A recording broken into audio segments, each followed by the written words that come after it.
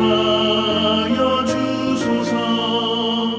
내 구주 예수여, 나 구주 위에 살리라. 내 기쁨 한량 없으리. 내 갈 길이 인도하소서.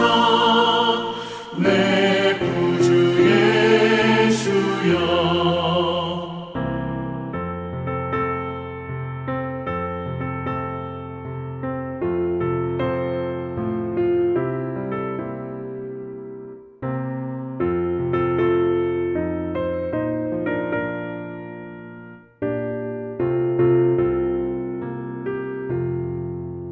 주 십자가에 달리사 날 자유하게 했으니 내 몸과 마음을 주 위에 다스게 하소서. 나 구주 위에 살리라. 내 기쁨 한량 없으리.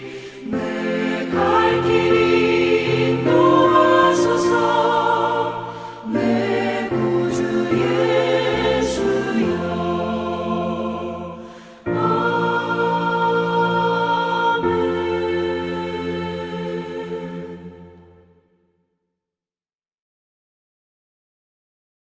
하나님의 크신 은총과 평강이 오늘도 살아가는 모든 삶의 자리마다 충만히 임하시길 기원합니다. 기도하겠습니다. 하나님 아버지, 한 주의 마지막 날 또다시 말씀 앞에 섭니다. 흩어진 교회로 살아왔던 지난 시간들을 돌아보며 그 은혜 앞에 다시금 꿇어 엎드려 우리를 살피오니 겸허하게 살피게 하시고 성령이 주시는 생각으로 채우며 하나님의 뜻대로 살고자 거룩하게 다짐하는 복된 이 아침이 되게 하옵소서.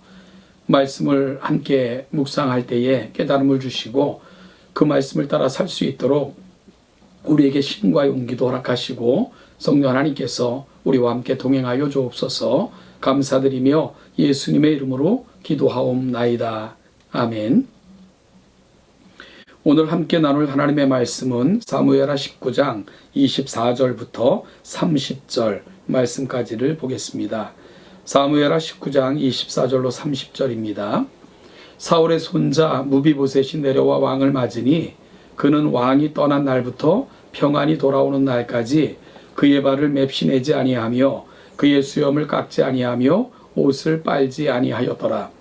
예루살렘에서 와서 왕을 맞을 때에 왕이 그에게 물어 이르되 무비보셋이여 네가 어찌하여 나와 함께 가지 아니하였더냐 하니 대답하되 내 주 왕이여 왕의 종인 나는 다리를 절므로 내 나귀에 안장을 지워 그 위에 타고 왕과 함께 가려 하였더니 내 종이 나를 속이고 종인 나를 내 주 왕께 모함하였나이다. 내 주 왕께서는 하나님의 사자와 같으시니 왕의 처분대로 하옵소서. 내 아버지의 온 집이 내 주 왕 앞에서는 다만 죽을 사람이 되지 아니하였나이까. 그러나 종을 왕의 상에서 음식 먹는 자 가운데에 두셨사오니 내게 아직 무슨 공의가 있어서 다시 왕께 부르짖을 수 있사오리까 하니라. 왕이 그에게 이르되 네가 어찌하여 또 내 일을 말하느냐. 내가 이르노니 너는 시바와 밭을 나누라 하니 무비보셋이 왕께 아뢰되 내 주 왕께서 평안히 왕궁에 돌아오시게 되었으니 그로 그 전부를 차지하게 없소서 하니라. 아멘. 저는 성경의 인물 중 요나단을 참 좋아합니다.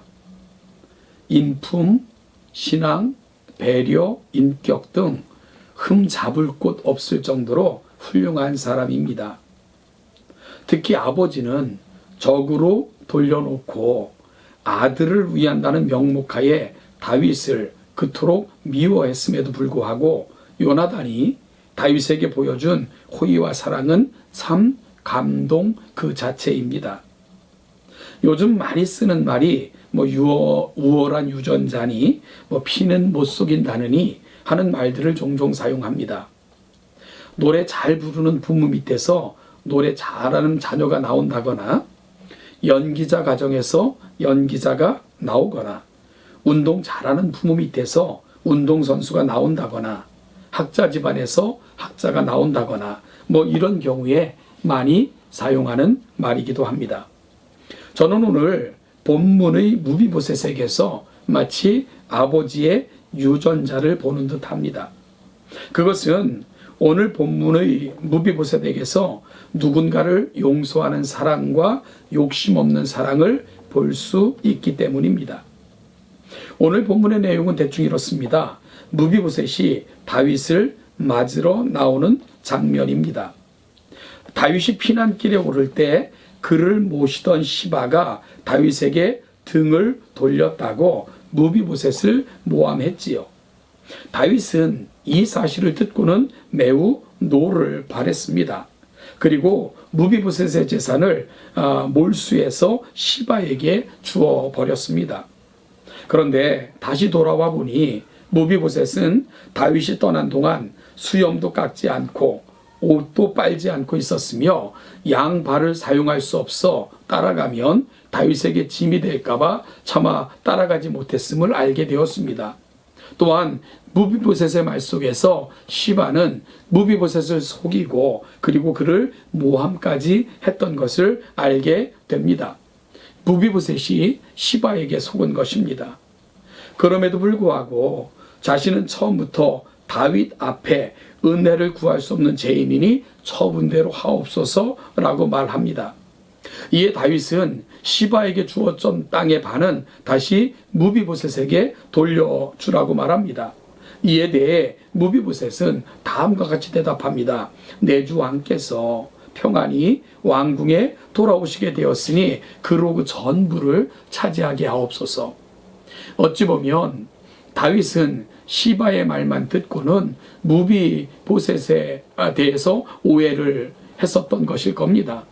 그럼에도 불구하고 시바에게 한 맹세조차 그것은 지킬 수밖에 없었기에 다윗은 어쩔 수 없이 재산을 반을 나누는 것으로 어찌 보면 이 모든 사건을 무마하려 한 것이 아닌가 싶은 생각을 하게 됩니다. 어찌 보면은 여러분 압살롬의 사건도 다윗의 이러한 우유부단 때문에 생겨났던 반역 아니었습니까? 집안의 문제를 바로 해결하지 못했기 때문에 결국은 압살롬이 불만을 품게 됐고 그로 말미암아 형을 죽이고 심지어는 아버지를 대항하여 반역을 일으킨 단초를 사실은 다윗이 제공한 것이지요. 어찌 보면은 오늘 시바와 무비보셋에게 행한 일도 이에서 그에게 벗어나지 않는 듯합니다. 어찌 보면 다윗은요 시바의 말만 듣고는 무비보셋에 대해 오해를 했고 그리고 또한 이거는 섣불리 시바에게 맹세하여 무비보셋의 재산을 시바에게 넘겨주고 만 거거든요.